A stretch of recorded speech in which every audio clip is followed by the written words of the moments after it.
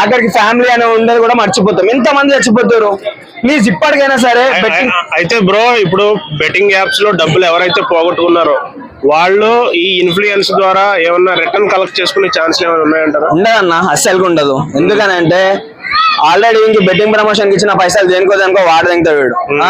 అట్లాంటిది ఇప్పుడు చచ్చిపోయినోనికి సరే చచ్చిపోయినట్టు తిరిగాడు. ఇప్పుడు ఎవరైతే వీని వల్ల ఏమంటారు వీని సబ్స్క్రైబర్స్ లేకపోతే ఎవరో చచ్చిపోయిననుకో 10 మంది అయినా చచ్చిపోతారు కంపల్సరీ. నాకు తెలిసిన వరకు అయితే నా లింక్ వద్దు అంటే వాళ్ళ లింకులు ఏముంటాయని చెప్పేసి అట్లా అలవాటు పడ్డారు. సో ఒకటి ఏంటంటే ఎవడు ఎవరికి పైసలు ఇవ్వడన్నా. ఇప్పుడు భయ్యా సన్నీ యాదవ్ అనే అతను ఒక 5 అంతస్తులు బిల్డింగ్ కట్టానని చెప్పేసి ఆయన వీడియోలో చూపించడం జరిగింది.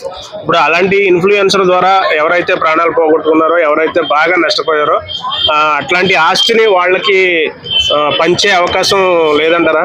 లేదన్నా, ఎందుకనంటే వీడే పైసలు లేకుండా కక్కుర్తి వాడి లైక్ బెట్టింగ్ ప్రమోషన్ చేసినోడు ఏదో చచ్చిపోయిన వాళ్ళకి ఏదో ఇస్తాడని చెప్పేసి అంటే అది మన మూర్ఖత్వం. అది అంటే మామూలుగా జనాలు లోకల్ పెద్దలు కూడా కలిసి ఇప్పించే చేయలేమంటారా? అందరూ కలిస్తే అందరు కలిస్తే చేయొచ్చు, కానీ ఎవరి లైఫ్ బాగుంది ఎవడో చచ్చిపోయిందని చెప్పేసి అనుకుంటారు.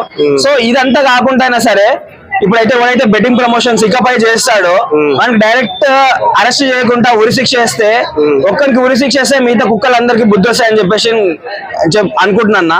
సో అందరికి ఏంటంటే లైక్ బెట్టింగ్ వేస్తే పైసలు వస్తాయని ఫస్ట్ వస్తాయి, తర్వాత మీ ప్రాణాల మీదకి వస్తాయి. ఆడాడు బాగానే ఉంటాడు, ఇమ్రాన్ ఖాన్ అయినా సరే ఇంకో ఖాన్ అయినా సరే ఎవరైనా సరే. సో మన లైఫ్ మనం జాగ్రత్త చూసుకొని మనం లీడ్ చేసుకుంటే బెటరు.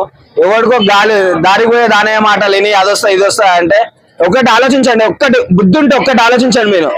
ఈ ప్రపంచంలో ఎవడైనా సరే ఉట్టిగా పైసలు వస్తున్నాయంటే 10 మందికి చెప్పేటోడు ఎవ్వడు ఉండడు. అర్థమైందా?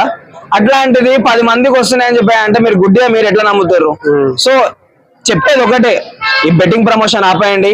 అది వీసీ సజ్జనర్ సార్ గారు మీకు ఎన్కౌంటర్ ఇంత ముందు ఎట్లయితే చేసారో నా కొడుకుని ఇట్లా యూట్యూబ్ ఇన్ఫ్లుయెన్సర్ నా కొడుకుని మీరు ఎన్కౌంటర్ చేయండి.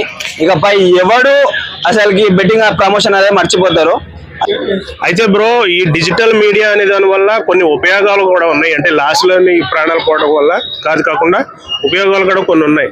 సో ఇట్లాంటివన్నీ అవేర్నెస్ తేవాలంటే అసలు రూట్ లెవెల్లో ఏం చేస్తే బాగుంటుంది బ్రో? సో డిజిటల్ అనేది చాలా మందికి చాలా ఏమంటారు ఒక్కొక్క స్టేజ్ లో లైక్ ఎప్పుడైతే మనకు స్టాఫ్ ఉండదో అప్పుడు చాలా పనికి వస్తుంది. సో అట్లా ఉండకుండా లైక్ ఒక టీచర్ అయినా సరే ఎవరైనా సరే అక్కడ ఉండి లైక్ బాగా ఎక్స్ప్లెయిన్ చేస్తే అది వేరేలా ఉంటది.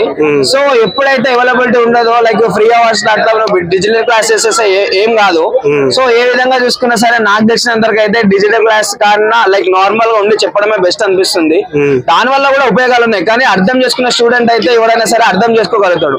అర్థం చేసుకున్నాడు లైక్ వానికి ఎవరైనా చెప్తేనే అర్థం చేసుకునేటోళ్ళు కూడా కొంతమంది ఉంటారు. సో రెండు ఇంపార్టెంట్ అని చెప్పేసి నేను అనుకుంటున్నాను.